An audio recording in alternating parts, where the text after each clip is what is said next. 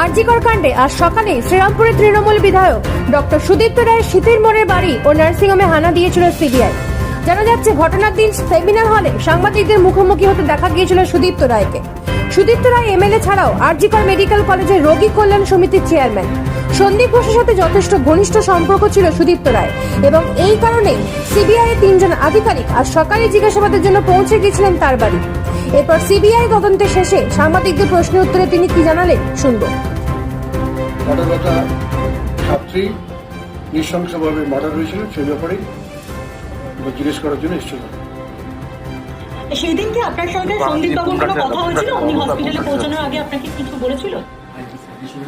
সেটা জিজ্ঞেস করেছিল এবং আমার সঙ্গে কলেজের প্রিন্সিপাল আমাকে ফোন করেছিল 10টার পরে, এবং সেটা ফোন করেছিল। আমি ওখানকার রোগী কল্যাণ সমিতির আমি সভাপতি।